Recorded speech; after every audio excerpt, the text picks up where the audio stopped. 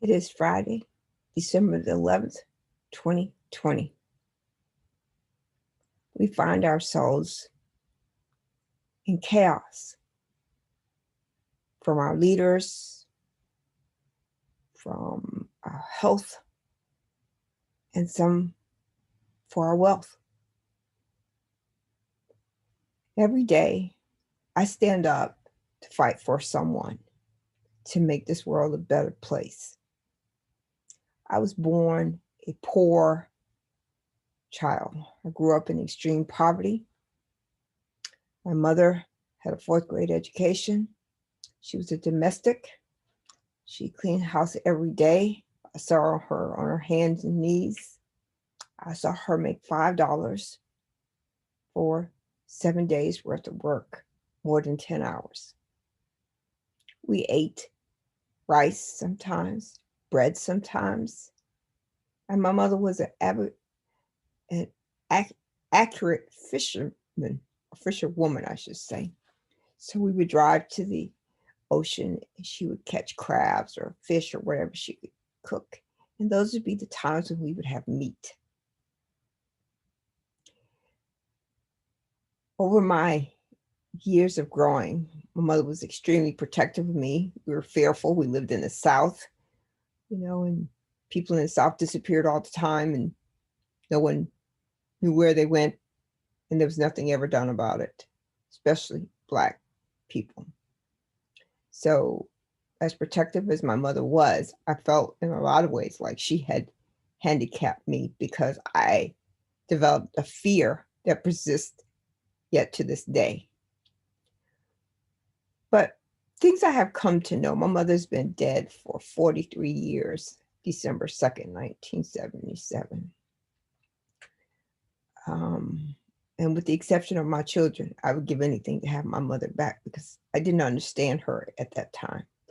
I thought she was unusually cruel, unaffectionate, and extremely protective. I'll tell you a story. I was in about the 9th or 10th grade, and the town I lived in, the downtown area where you could shop was probably a half a mile from my house. So my stepfather had given me $3. And remember now, we were talking in the 70s, early 70s. And these $3 was like $300. So I was like, I want to go to the store and buy something for my mother. So I walked to the store with one of my classmates. We walked down. We got home right at dusk. And many of you may be too young to remember this, but she was furious. She said, go outside and get me a switch and don't make me come out there and get one. A switch was a branch off a tree. And it's not like you pulled away all the other pieces of branches that were attached to the tree. Usually there were no leaves on there. But she beat me that day to a point where I didn't understand. And, I was so proud because I had done something. I had gone downtown to get a gift for her. I wanted it to be a surprise.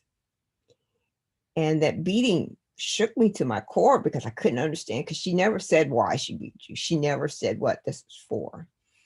And so I sat alone in our 3-room house, outdoor plumbing, and pondered, why me? And I had pondered that question ever since. My love life, my work life, my friendships. If you know me, you know I am an introvert. I am not friendly or open because I've known so much hurt from people who love me, people who said they were my friends, people who said they cared. So I kind of insulated myself to not put my toe into the water to see the temperature, because every time I had in the past, it came back painfully scarred. So about maybe 5 years ago, I had this epiphany. All the things that had happened to me throughout my youth into my adulthood and to that moment had been for my greater good. my greatest good, my highest good. Because if I had not experienced all those things, I would not be the person I am today. Now, I'm a technologist by trade. You know that diversity in STEM is a massive complexity of invariability, like never know how it's going to turn out. There are a few Black and brown men and women who lead organizations or whose voices and thoughts and ideas and work are appreciated more often as questioned. So if you know me, you also know I am a huge Jay-Z fan. I have loved Jay-Z since the first time I heard his, when he was rapping with, under the name of Jazzy, I believe it was. I can't remember. So please forgive me if I've gotten that incorrect, but he has been a role model for me. I am quite older than him, and it's amazing to see his career go from, poor and in a place of violence in New York because of his poverty to be the man that he is today. And I think if you think about Jay-Z and you want to attach negativity to him, you can certainly do that. But I would use this Bible quote: "Who among us is without sin that could cast the first stone?" We've all made mistakes, regrets. We wish we hadn't done this. We wish we hadn't done that. But we did. The reason why I tell you about Jay-Z, and I want to be legally and perfectly clear, I do not own this story I'm going to share with you. It belongs to Jay-Z. It's called Jay-Z 5 Minutes for the Next 50 Years of Your Life. A lot of you listen to meditation and listen to various things that are supposed to help us move from where we are to the next. But this one short video by Jay-Z is on YouTube. And again, I own no rights. I have nothing. It's just I'm sharing it with you as a part of the public.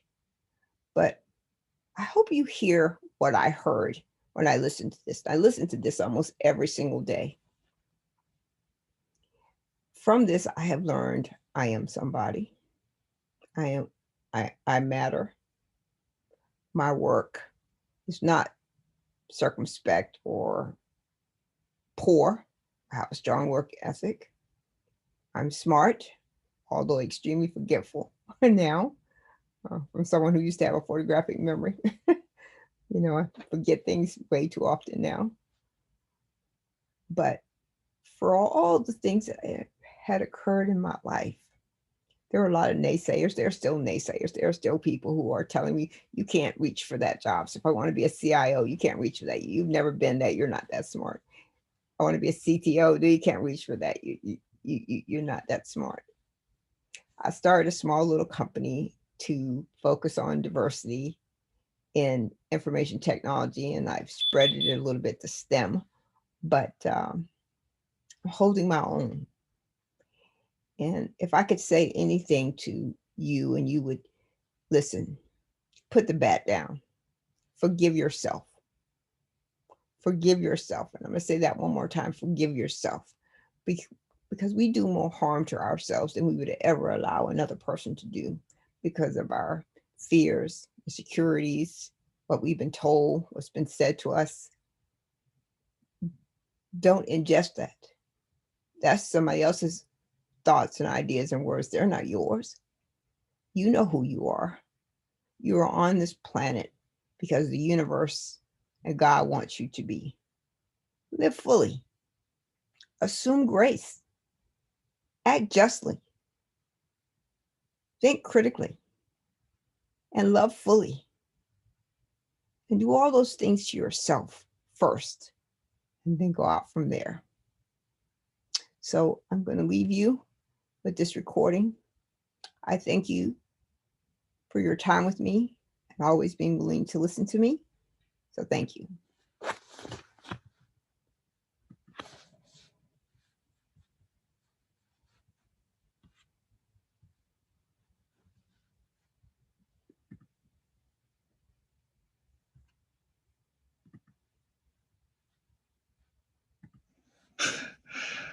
Only two things can get you through this, man. That's patience and persistence. We all aspire, we all have the same emotions. You know, no matter who you are, where you from, we all have the same emotions. You know, we all want to be successful. You know, we all have the same fears of failure. We all have, this feelings of abandonment. We all, want love. Have such a strong belief in yourself that you can quiet out all the outside noise, because you're gonna need that on every step of the way. There are people that are projecting their fears and their shortcomings and failures on you. And you have to be very careful, with that. People telling you can't do that. Why can't I? Because they may have tried, or they don't believe that they can do it. And it's not really about you, it's about what they feel and their fear inside. So you have to be strong enough and resilient to believe in whatever it is you're trying to do. My uncle, he was telling me, like, my uncle said I never sold a million records. I sold a million records like a million times. Are you crazy? How are you going to do that? How? I'm sure there's things that I do now that he can't believe that I was able to accomplish. He couldn't even see it at the time. So he was just projecting, putting his fears on me. Enormous and live dormant, that's how we own it. Lock my body, can't trap my mind. Easily explain why we adapt to crime. I'd rather die enormous than live dormant, that's how we own it. And you gotta understand the reason, right? Why does that guy think like that? Right? How do you arrive at that point? You got to also look at that. You have to look at that. You got to look at the environments and places we live in, and how things are set up, and how things are structured, and how we're always the last on the totem pole, even from our schooling to our roads to, everything that all the obstacles that's placed in front of us. Even our living condition. You live in a project. Someone lives here, here, here, and here. You have to deal with all these different type of personalities. You're in the box. Someone's above you, below you, to the right of you, and to the left of you. And every day you have to manage that circle. So that's like living dormant. Life is about balance, right? You have to have some type of balance. You have time for work and it's time for play. And if you don't allow these two things to coexist, you have an imbalance. People look at you strange saying you changed, like you worked that hard to stay the same. Like you're doing all this for a reason. And what happens most of the time, people change. People change around you because they start treating you different because of your success. So you are changing. You don't change who you are, the core of who you are, the things you believe, the things you love, and the things you die for, and your principles. You don't change that, but you're going to change who you are. You're going to change. You can't do the same things that you can't hang on the corner. True to yourself. It sounds like a very simple thing to do, but it's not. It's not simple to do with all the pressures to succeed and all the pressures to, once you succeed, to stay there. You have a belief in yourself, and sometimes, in most cases, it's almost a naivete about who you are and what you can contribute to the game. Belief in oneself and knowing who you are, that's the foundation of everything great.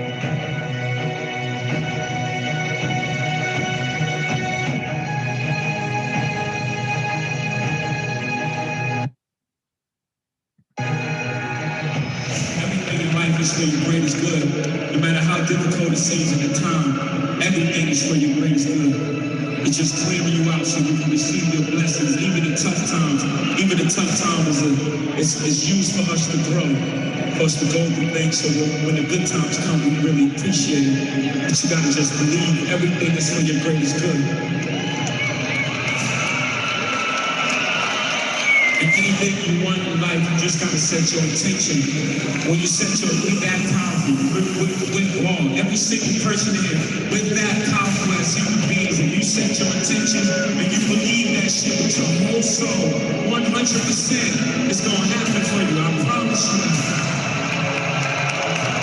And I'm not saying that because I read it in some book. I'm saying that because I'm standing on the stage tonight. I'm from the bottom. I'm from the mud. I'm from Marcy Projects. I'm from Bedford-Stuyvesant, Brooklyn, New York City.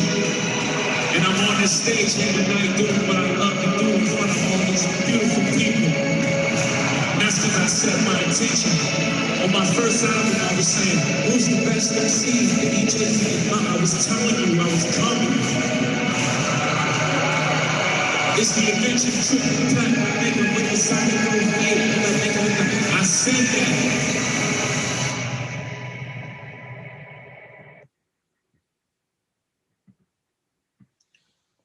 If you took the time to listen to that video by Jay-Z, you should hear some powerful insights into how, where, what, and the who of who we are. You are magnificent. You are beautiful. You are smart. You can do anything you set your mind to do. The road, path, is going to be filled with obstacles. You're going to be battered and bruised, but be true to you. Press forward. When you have a setback, get up. When you have a letdown, examine it and delete it. Learn, grow, and become your greatest self. Self-love, often talked about in psychiatric circles, mental health circles, people who are coaches and counselors. But self-love is hard because every time we fail, instead of us looking at that failure as an example of what you could not do or what went wrong, but a lesson. And I will tell you this. If you rode a bicycle in your life, you didn't get on that bicycle and started riding that first day. You fell down. You had to learn. When you were born, you weren't born walking. You crawled, stumbled. All of those are lessons. And in many cases, blessings. The things that have happened to me in my life, they turned me inward.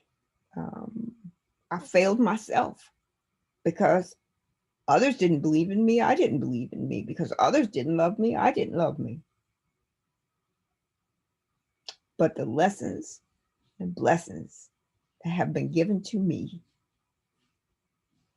are the same that are given to you. It is only a matter of how you process those lessons and blessings and how long it takes you to get out of your own way.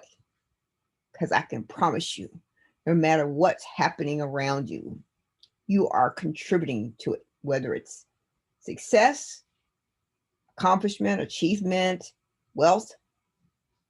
And if it's the opposite, stuck in a job you don't like, people who aren't fair to you, experience racism, sexism, whatever it is, you allow those things to happen because you have options.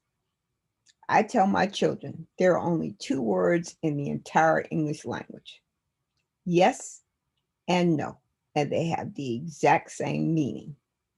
And I'm sure you will question, how do I come to that conclusion? But let me just say this. If you knock on the door and someone says yes, you got what you want. If you knock on the door and somebody says no, that thing was not meant for you. So you keep asking and keep accepting the response, regardless to what it is. Yes, great. Let's give it all we got. No, let's give it all we got till we get to where we're trying to be. We must recognize that we are our creators of our lives. We have a blank slate of paper, and we create the life that we believe we are worthy of. Many times, those are flawed thoughts. I often, most times, use a pencil when I write because I recognize I am going to make a mistake. So I can erase it, fix it, and start over. So I say this to you as I leave you. You are your greatest good, and you own your life. Take it back, change it, modify it, do whatever it is for you to see your value to the world, to the universe, and to God. And there's a quote in the Bible about the lilies in the field. They do not worry about tomorrow because they know that they have today. So thank you. Have a wonderful Friday and holiday season. You'll be hearing from me. Stay safe. Bye.